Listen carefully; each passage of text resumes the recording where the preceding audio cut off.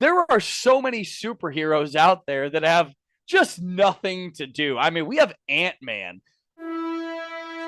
In a world desperate to tear itself apart, only one man, and some other people, stand in the way of total destruction. Together they will right the wrongs, make bad, good, and single-handedly destroy evil, together. Who is this man, you may ask? This man is Geoff. Hello and welcome to the latest episode of Geoff Jones and Friends Make It Better, the show that takes one of life's little annoyances, gives them a microphone, a guest, and a podcast to quite simply make everything better. I am delighted to be joined in this episode by the co-host of the Drinking for Sports podcast, Paul. Paul, how are you? I'm doing well, Geoff. How are you doing, bud? Yeah, I'm very, very well. Thank you so much for joining me this evening. What is it we're making better? I'm glad you asked, buddy. I'm glad you asked. One of life's little annoyances for me, and one of my biggest pet peeves, would have to be people leaving their shopping carts in the middle of the parking lot, not putting them up correctly at any normal grocery store, department store, anywhere that I have to go. Yeah, that's just anywhere that I have to be. Right. Hang on. So you don't mind it if it's not where you're meant to be? Right. Yeah. I'm not there geographically. Not my problem. You know what I mean? Like, yeah. I mean, I wish I could act like I did, but I'm literally not there. Like, how could I possibly know? You know. Well, I mean, maybe there is a need for a kind of shopping cart supervisor who's not employed by any one specific supermarket, but does go around just making sure people are put and not returning them yourselves. You know, not like you work there. But you go around, if you see someone leaving a shopping cart, you know, in a kind of a mall car park, you bring them up on it. Yeah, they get a fine. I don't know. Like I'm all for it because right. I know we spoke about a couple of different topics and the potential for this, and the reason why I love this one so much is, and this is going to make me sound quite strange, okay, but I have this weird theory. I don't even think it's a theory, just this kind of imagination bubble that supermarkets have like this weird secret shopper, and how you act within a supermarket, it gets you points or not necessarily points, but gets you recognition, right? You get a gold star, and return the shopping trolley is one of those things. Like, it's part of that shopping experience. And I don't know if this is just because I'm neurotic and I'm like, no, I'm the guy who will turn kind of bottles around so the labels are facing the front. But shopping carts, people who leave them, especially in a parking bay, like, why? I mean, I think we know why. Because they're people. I mean, that's what I truly believe. That's why, going back to one of your previous statements, you said, we need like a shopping cart supervisor. Oh, no. We need a shopping cart superhero. There are so many superheroes out there that have just nothing to do. I mean, we have Ant-Man. Let's get a shopping cart superhero. I need that more than I need Ant-Man. You know what I mean? I feel that. And I love Paul Rudd, but like, do I really need Ant-Man, or do I need a guy to make sure that I can park without hitting a shopping cart at Walmart? Damn it. I mean. So you're driving through, it's a busy car park, and you see a space and you're like, nice one, I'm going to get in that space. And you put up alongside it and there's a shopping cart there. Yeah. Obviously, we know you're not going to get out and move that shopping cart, right? Because we're not going to do that. So we just drive on and look for another space. But if the cart wasn't there, you've got a bet, and it's just some person has left it there because they have a complete disregard for anyone else. And that's why I love this subject, because it's not a fact of someone just thinking, oh, I'm going to put this shopping cart here just to annoy people.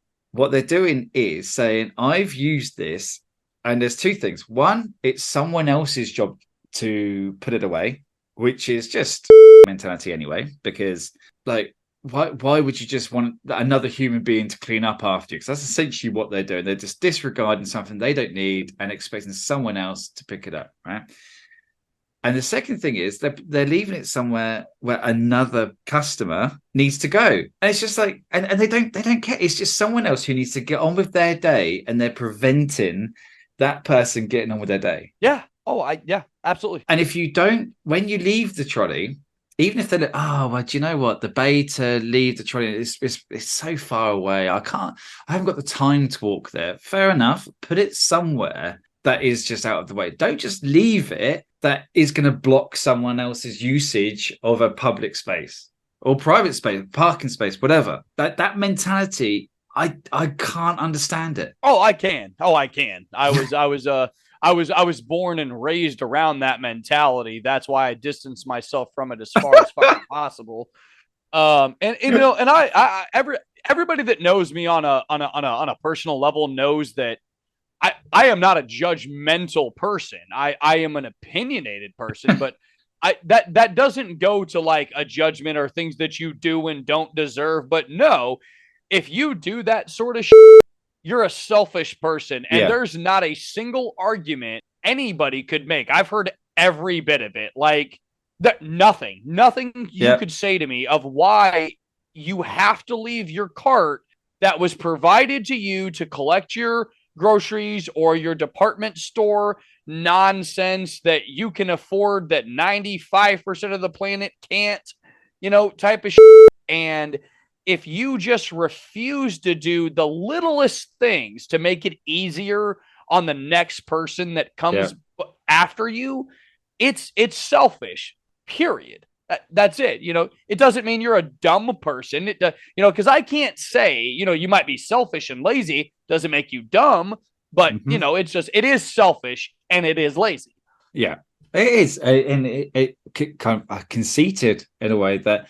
Well, I know it depends because it can actually be attributed to so many different personality types, but all of them negative.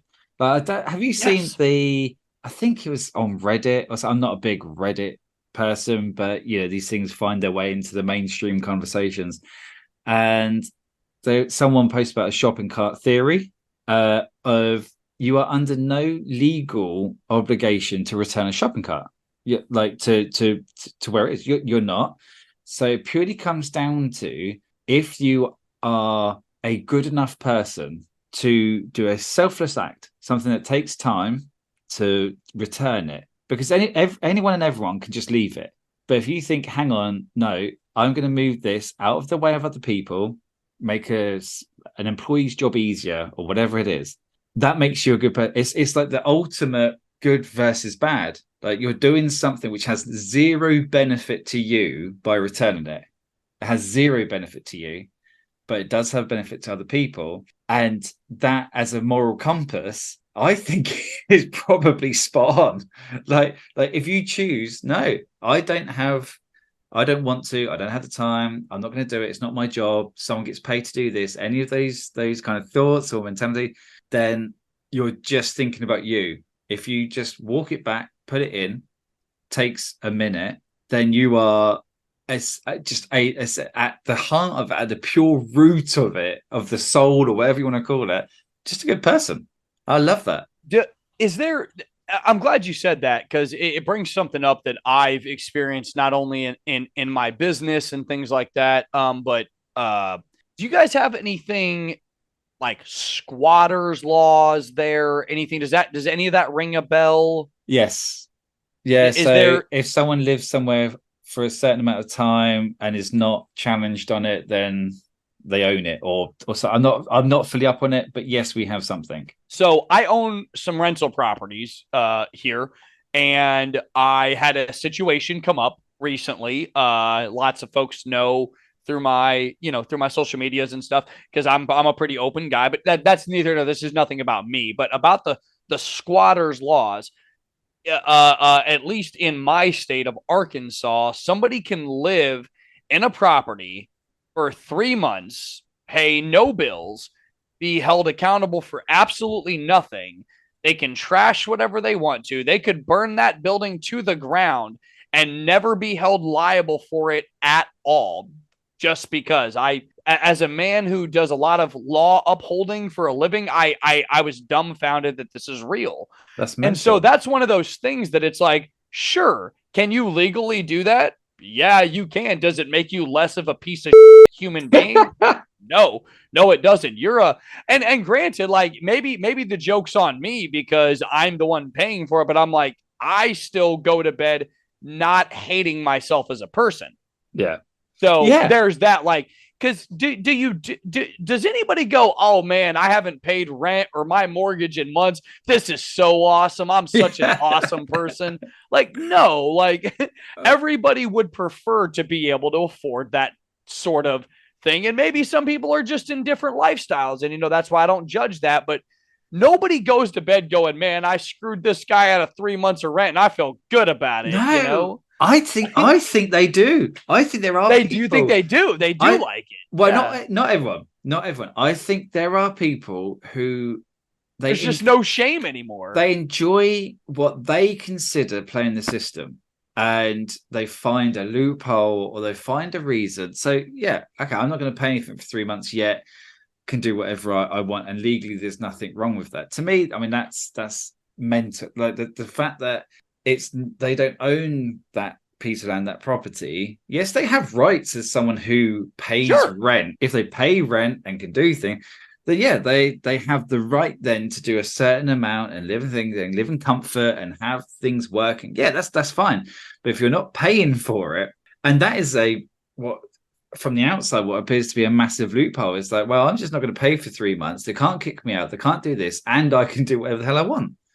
That is the mentality Yeah. of someone who has. I don't get me wrong. There's people who struggle and can't do it, but those people are generally the ones who will talk and be honest and things like that. Those people, the ones who would talk it through and say, look, can we reach an agreement, are the ones who return the shopping cart. The ones who just sit there and not pay anything and take everything, they're the ones who are thinking, I don't have to return the shopping cart. Like it's not my job. It's not my responsibility. No one, what does it matter?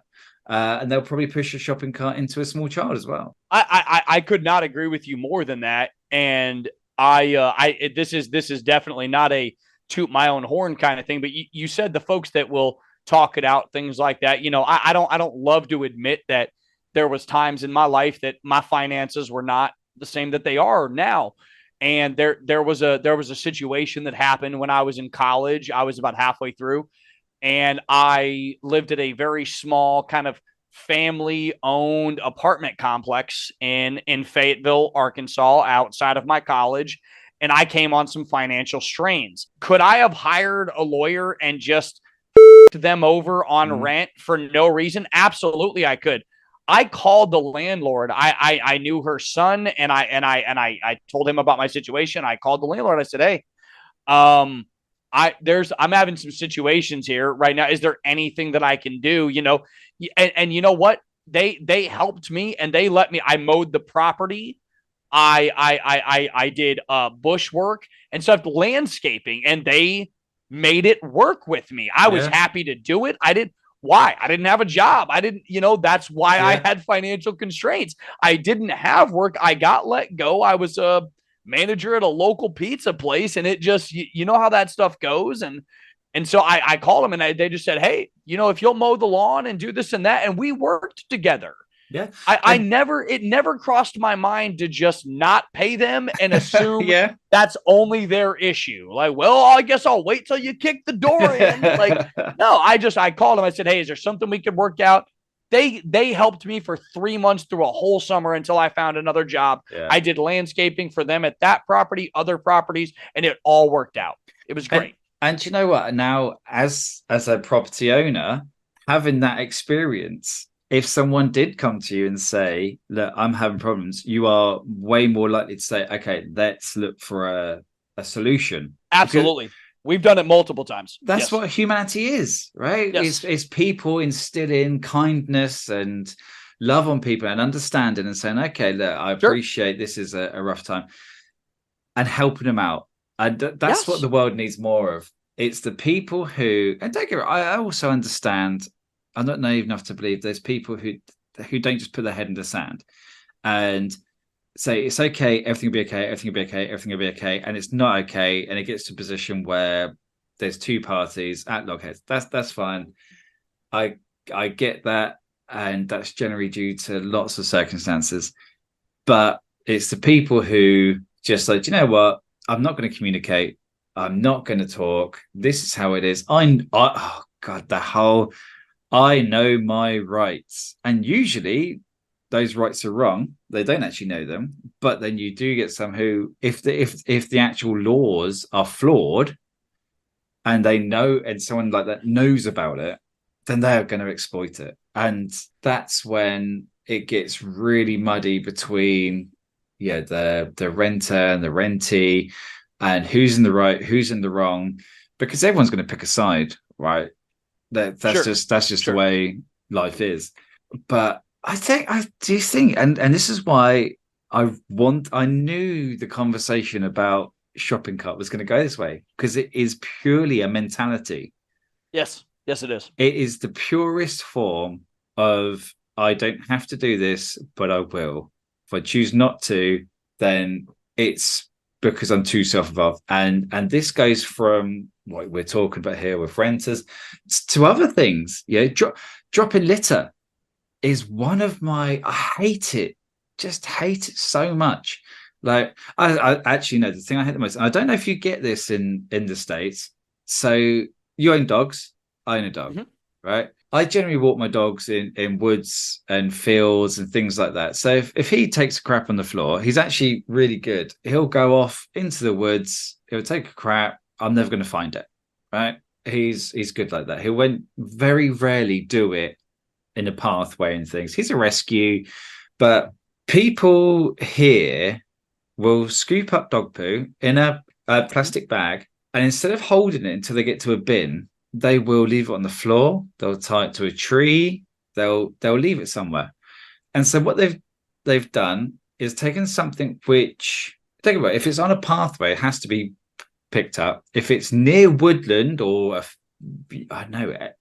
a bush, anything, find a stick, flick it off. If you haven't got a bag, that's fine. But people who pick up dog poo in a plastic bag and then just hang it on something, expecting someone else, probably a council member, someone who's picking up bins or rubbish or something like that, to come along and collect it. That's that same mentality, and it blows my mind, the fact that someone would pick up the dog poo, because they're like, right, okay, my dog is taking a crap on the floor. I'm going to remove that. Okay, good person. But then leaving the bag somewhere for someone else to deal with, bad person. Like, they don't biodegrade, or they do, but in I don't know however many years. It's mental to me. What kind of person's that? Well, I think first off, my answer to what kind of person that is a piece of shit. But no, I mean, you know my answer for that. But you're like, oh, that doesn't happen. Oh, no. That we're miscommunicating here. People in America just won't pick up their dog because they suck. They'll just leave it there. They'll do it right in front of you, and you'll be like, hey, like blah blah blah, and they'll be like, F you. You'll be like, I'm not kidding. I'm not kidding at all. Ask anybody. Our bar banter folks, they're from Atlanta. Ask them what would happen. Ask them what would happen if they said, hey, to a stranger, hey, your dog pooped on the ground. Will you pick that up? Ask them what would happen in Atlanta, Georgia. Ask them. Really? You'd have a gun pulled on you. And I'm not kidding about that. I wish it was humorous, but it's not.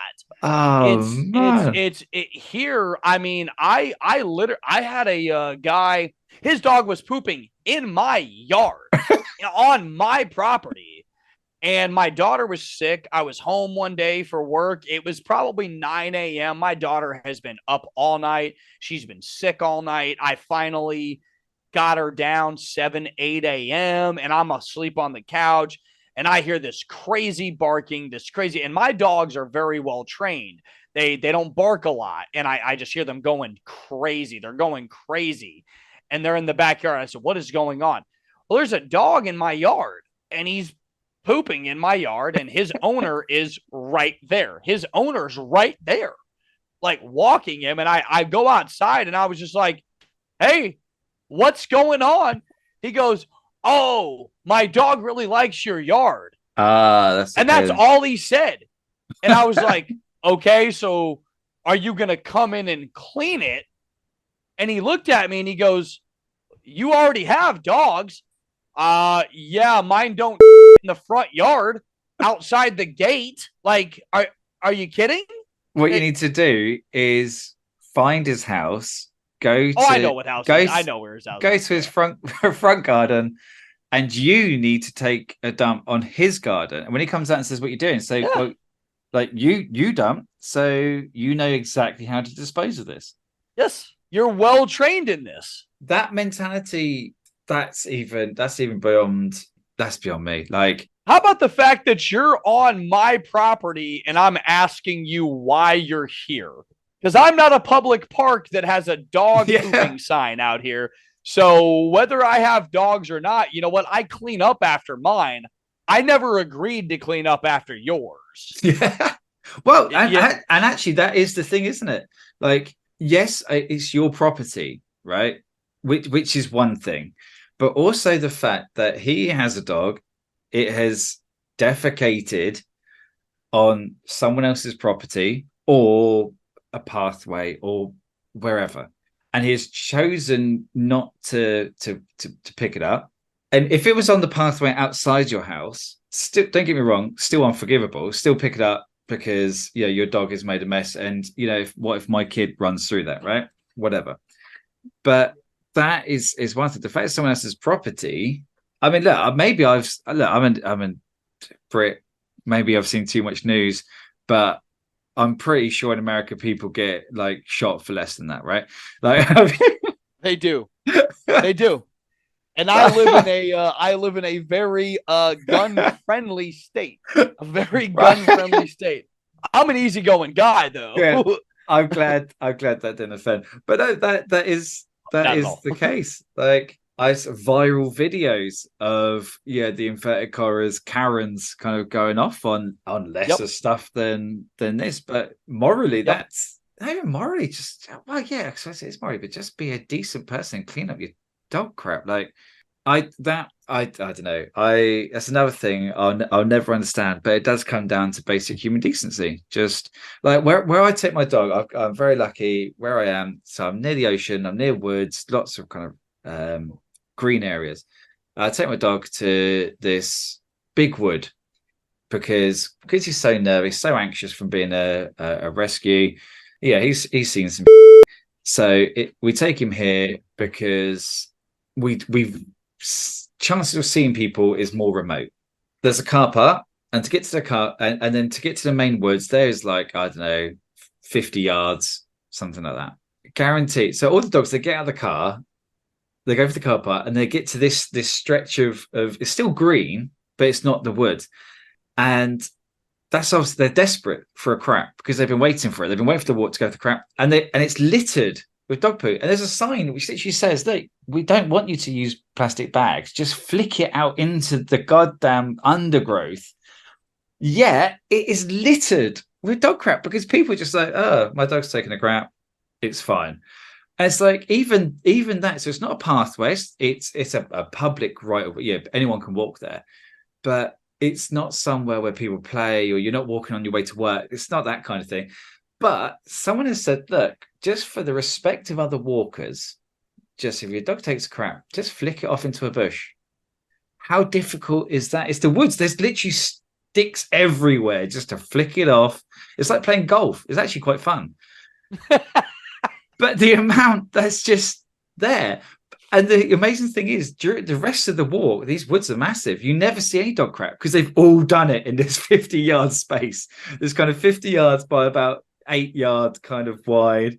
And then just the amount of dog crap that's there.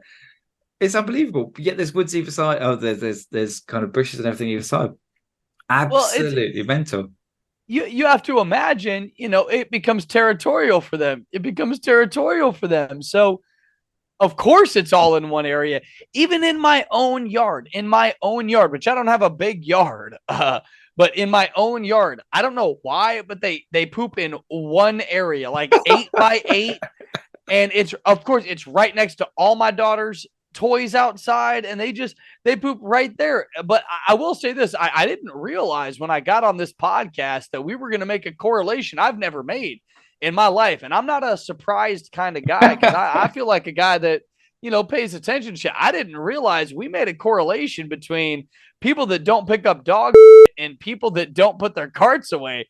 They're both terrible people, and they're the same people. They're the same people. Like, the same people. They're just ridiculously selfish. My time is more important than everybody else's type of people. And the same people who will park slightly over someone else's driveway. Oh my gosh, don't you even start with me.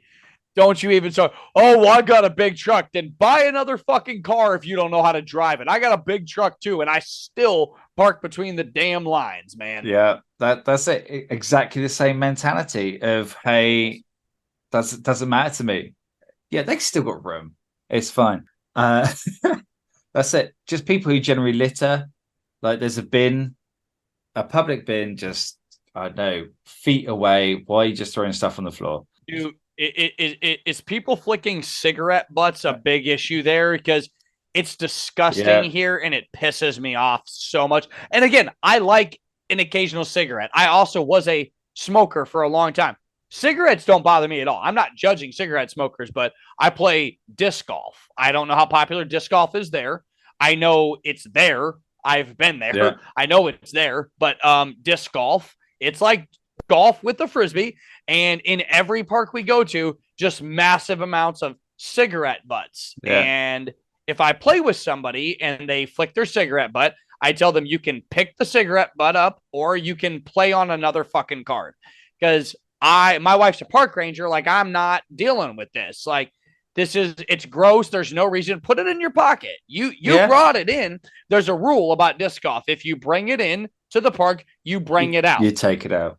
Bring your beer cans, your beer bottles, bring your weed, bring whatever drugs you want, bring your cigarettes. I don't care. But that shit leaves the park and goes into the trash. Yeah. Not on the trails, not for critters to eat. Like, get your cigarette butts. And it's so gross where I'm at. There's cigarette butts everywhere. Yeah.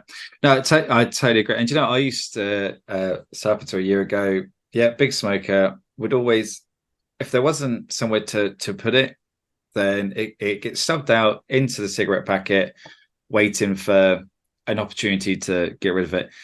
Like, just flicking it again, it's just mindless. People think it's small, whatever, but it doesn't biodegrade. It's just... you can't break that down. It doesn't go anywhere. But and you know what you touched on then, which is probably the umbrella, that the carrot for everything we're talking about right now. And we could probably find so many more instances, like when you're in a supermarket, if you pick something up from a shelf and you go around the rest of the supermarket and you realize, I don't want this, and you just put it on a random shelf, right? You could take it to a till and leave it at a till. You could leave it in the shopping cart and say, until you get this, say, I'm really sorry, I don't want this. Put on different. Now, this is probably the most microcosm of this conversation, because actually someone's there, they're going to pick it up. It's fine. But that thing, you look and think, okay, that's just, I don't know, kind of a bit of a piss take. I agree completely. It's a big pet peeve of mine. I'm not going to get started on people who eat the food before they buy it in the supermarket, because that, I don't know, that just seems rude. As I see people walking around, they're eating a bag of crisps and then they'll put the empty bag in, and I assume they're going to scan it, whatever it is, and pay for it at the end. But just wait 20 minutes and then you can eat it once you've actually bought it, because technically you're stealing. Anyway, I'm going to go on a tangent, but so you've opened up a can of worms now, Paul. But I've done that once or twice in my life, I think. But the caveat, and I've spoken myself out of the idea of what I had. Oh no, hang on. I love this. I love it so much. I've got myself in such a so up about this, because I had a really great point about the umbrella. of basically people who do this kind of thing. I can't remember it now. That's fine, because I'm so annoyed about this entire conversation.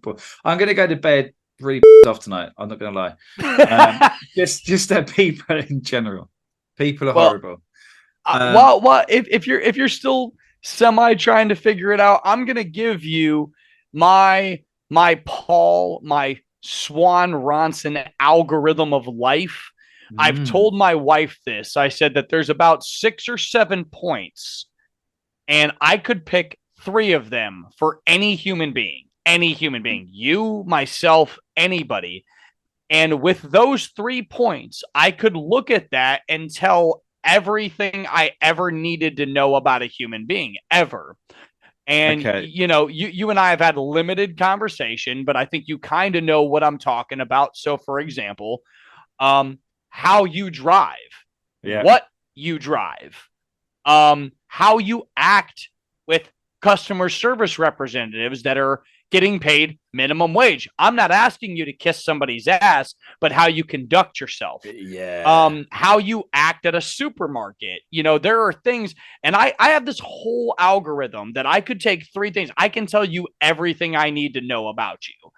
At the very least, if you don't believe that, I can definitely tell you how much I will not fucking like you. That's very easy for me. I mean, again, I'm not a judgmental person. There's things that I get very upset about, just like everybody else. But I could take how you drive, how you talk about politics on Facebook, no matter what it is, no matter what it is, no matter what it is. Yeah. And how you treat people at a fast food restaurant. And I would know everything I ever needed to know about you as a human being. And I'm serious, though. Yeah. I'm absolutely serious. It would take me one instance of looking at that one time with a human being of how you reacted, and I would know everything I needed to know about you as an individual. Yeah, I know exactly. And I mean, judging by what you said, our algorithm will basically have us as bedmates by the end of the night.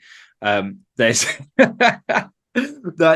you're right, though, because it's the simple acts, and I think this is the umbrella I was looking for. It is simple acts of just common decency.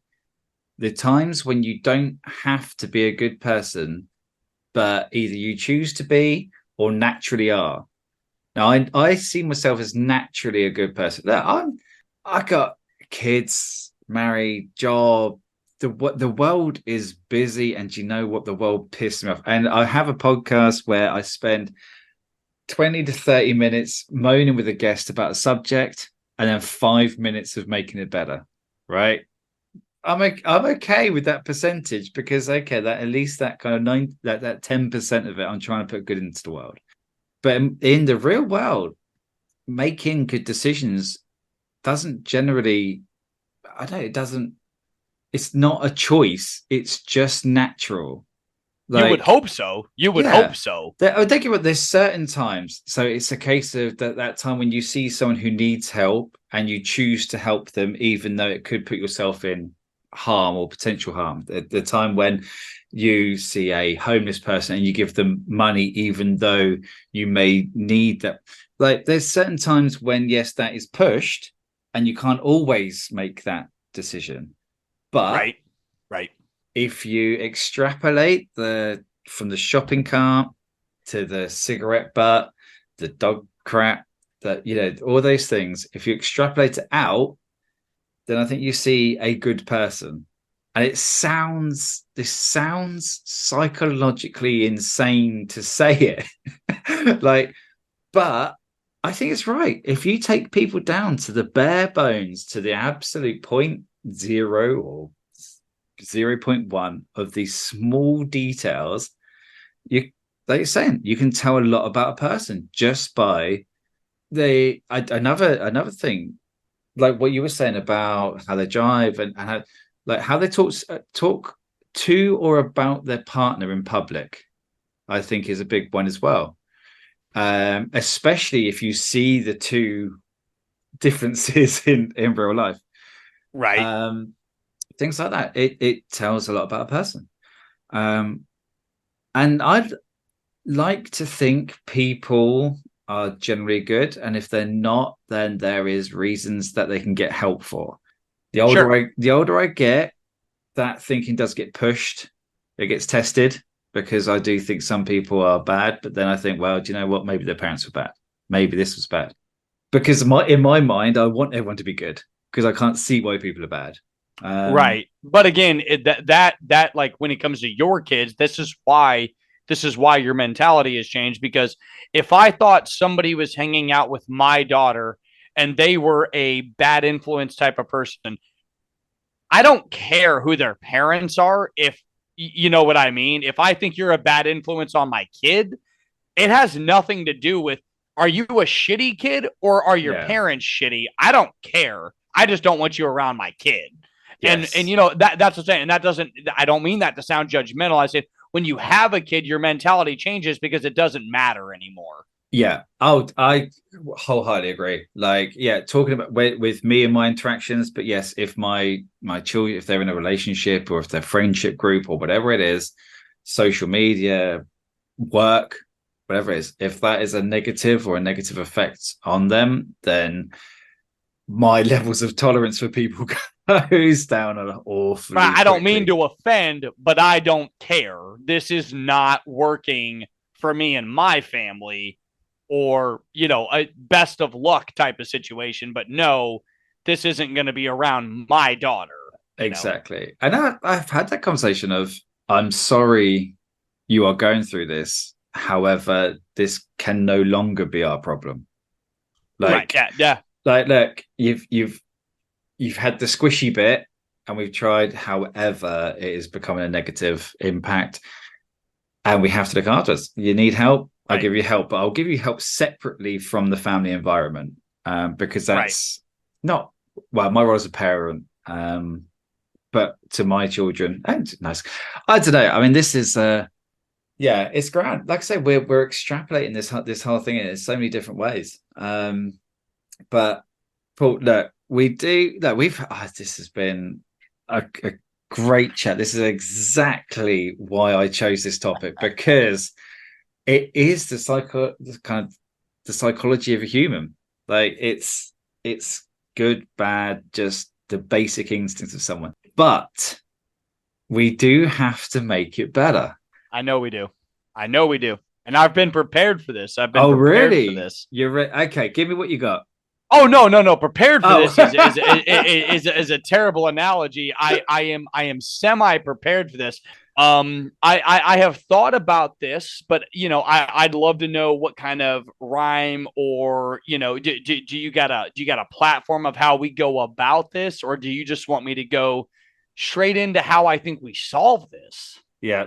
So, well, to be fair, there is no rhyme or reason. Usually by this point, I've got an idea. Now, the great thing about this podcast is sometimes it's realistic. Right. A lot of time it isn't. That was going to So be my next question because I have an answer for both. I'll tell you what, hit me with it. Hit me with both. Both? Yeah, come Okay. on, let's do it. I'll hit you with the unrealistic one first. I'll hit you with the unrealistic one first. Yeah.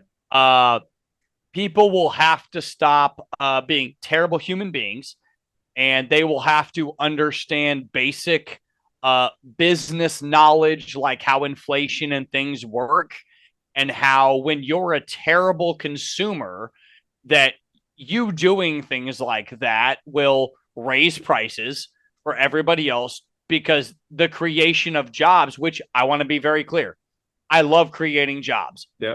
As a business owner, as a small business owner, I love creating jobs. But I'd like to be very clear, you can't do things like that. So, America, Walmart's so big here, right? It's so big.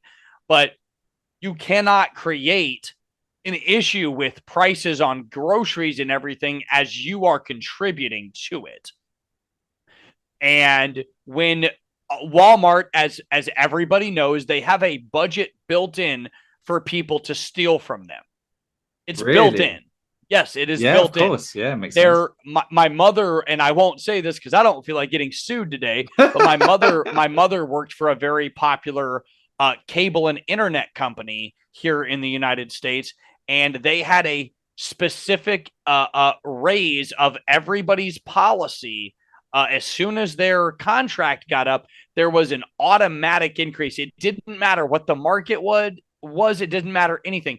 All that mattered is they knew how many people were not going to pay their bill, so they had this increase every year. Wow. And I understand, as a business owner for a big corporation, I get that.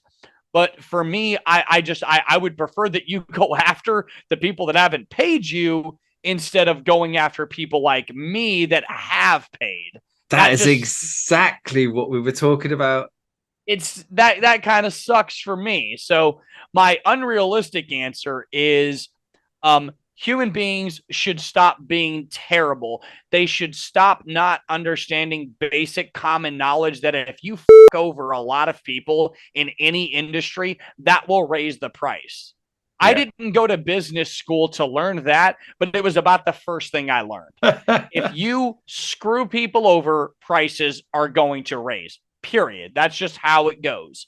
My realistic answer for this, and I hate to say it, but I'll tell you what, I've been to a few amusement parks in America, and if I bring my daughter and I get one of those carts, they charge me for it, and I have to return it to get my money back. Yes.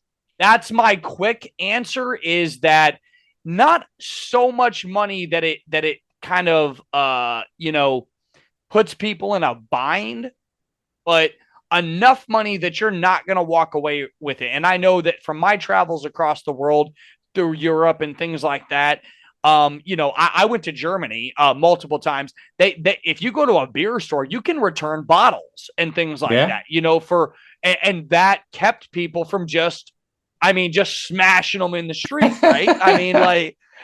But if you've ever been to America and you go to New Orleans, that's what people do. It's fucking stupid. And it makes it more expensive for everybody else. Now there's less glass around. We got to pay somebody to come and clean this. And, so realistically, a deposit system for every cart. That's my realistic answer.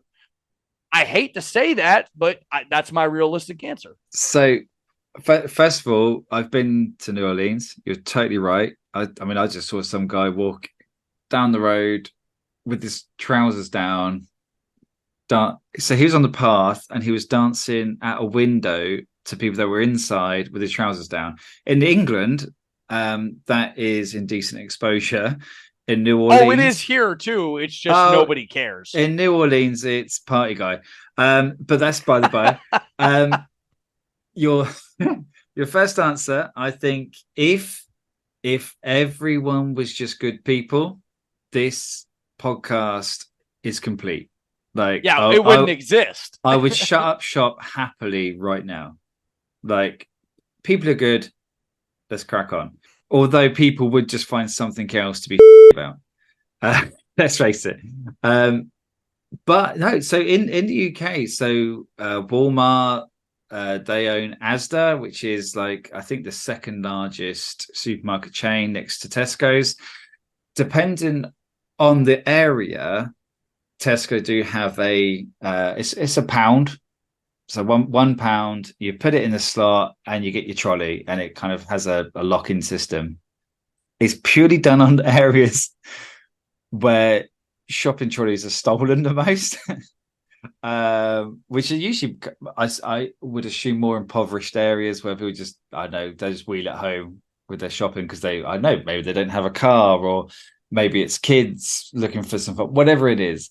But it is a deterrent, and people have to return it to get their pound back. And again, it's that really small amount, but it almost makes it a principle, because you're not going to let a massive corporation take that pound. They've just taken £100 worth of your money from your groceries, right? You're not going to give them an extra one for free because of a shopping trolley. So the system does work. It's not everywhere. And if it was everywhere, then I wouldn't walk down a path with the dog and see a trolley in the river randomly because some kids have taken it from Waitrose. But because old people shop at Waitrose, that's like our old people shop because everything's overpriced and they like it because there's no kids in there. So the Waitrose don't charge them the pound because they're old. Like then they're nice people. They're not going to go, I don't know, sitting in it and going downhill. But I mean that is the thing though. That is the actual answer. Is just even if it's a token, like, hey, you know what? If you do your grocery shopping here, we'll give you a token specific for our trolley. Just put it in. You can use a trolley as much as you like. This specific token for our trolley will work. You do it every time. You haven't got the token, you don't get a trolley. And people will do it because they'll be like, well, no, I need a trolley because I'm doing my grocery shop and I'm going to need it next time. And it just subconsciously makes people good. Yes, it has to. Yeah, it has to. It has to. And it's such a boring answer, but it's so of course true. It is. It's so true. Of course it is. I mean, at some point, you're going to come back on and we'll tackle dog crap in bags or dog crap on people's lawns and cigarette butts and parking in front of people's driveways and everything else. But for this episode of the Geoff Jones and Friends Make It Better podcast, where we're sorting out just people being considerate with shopping carts, that is the answer. It has to be the answer. It has to be. It's the only likely answer. It's the realistic answer. It's the unfortunately realistic answer. It is, because obviously what we'd prefer is anyone who left a shopping cart in a parking bay, if they just instantly kind of combusted into a ball of flames, that would be the fun answer. Like I make and you can kind of see you're in a car park, you're in a parking lot, it's Walmart, and every so often you just hear there's someone going up in flames. Like, and yeah, there might be some guys like, hey, son, can you go and put the shopping cart back? Like, yeah, sure, I will, Dad. But they don't. They just go around behind another car and put it in. Like, I'm just. I mean, they could put a sign up, obviously, to warn people. Dude, the Stranger Things shopping carts, man. This is. Hey, I mean, obviously, I don't have the power to do that. But if anyone's listening who owns a supermarket with trolleys, then give tokens because it seems easier. Well, look, I think we've made some part of the world better, and I know we could make more of it better. Right now, signed, sealed, delivered, stamped, done. Shopping carts made better. Simply a token. Everyone should do it. It makes so much sense. And do you know what? If you can't have a token, just don't be a person. You'll make your whole life better. Yes, please. Just there we go. Use your legs that you use to shop, the same ones, the same legs. Just use those legs to bring the shopping cart back. And also, while we're here, be good to people, no matter what they earn, what job they do, who they are, creed, color, religion, whatever it is, be good to people because that is all that matters in life. On that note, Paul, what is it you're up to? Where can we find you? What are you doing? Tell me all about it. Oh, buddy, do I have a story for you? No, I'm just kidding. Geoff, first off, I want to thank you for having me here. Most folks know I love to rant. I love to talk. I'm a big fan of the podcast. Thank you so much. You can find me every Wednesday to Sunday on Drink for Sports on Twitter, but my podcast is Drinking for Sports. We're exclusively on Spotify. We talk about local beer to our area, and we talk about sports gambling and things like that, and we're very opinionated about all of it. And that's where you can find us. Sounds fantastic. Thank you so much. Look, it's been brilliant. I've really enjoyed this episode because I say it's the smallest thing. It's the smallest denominator for a human being. Yet we've spoken for almost an hour. We figured out the whole human race That's- based on this one problem. We figured it all out. That's it. And everyone, do check out the Drinking for Sports podcast. Check out Paul, everything we spoke about. Follow him on Twitter. And you know, a shout out to the Bar Banter podcast guys, because I had Paul on their episode and he was a lot better than I was, and it inspired me to have him on here. And I'm so happy that you came on, Paul, because this has been everything I needed, just in life in general. I appreciate the compliments. I also want to second the Bar Banter folks. Those guys, they're very good friends of mine, and they have a great podcast. I agree with everything you said there. I don't know that I was better than you, but I also love their podcast, and I'm a big fan of yours as well. Good guys. Hey, do you know what? If you listen to this, the Geoff Jones and Friends Make a Better podcast, the Drinking for Sports podcast, and you know what? Just because I reckon I can get some royalties from them, the Bar Banter podcast as well. Travis and the team there. But look, from me, Geoff, your host of the Geoff Jones and Friends Make a Better podcast, we have made shopping carts, human psychology, and just generally people better. I hope you've enjoyed the episode. Paul, thank you so much for coming on. Thanks for having me. And it's just a goodbye from me, and it's a goodbye from Paul. Say goodbye, Paul. Goodbye, Paul. Until next time, everyone. Thank you.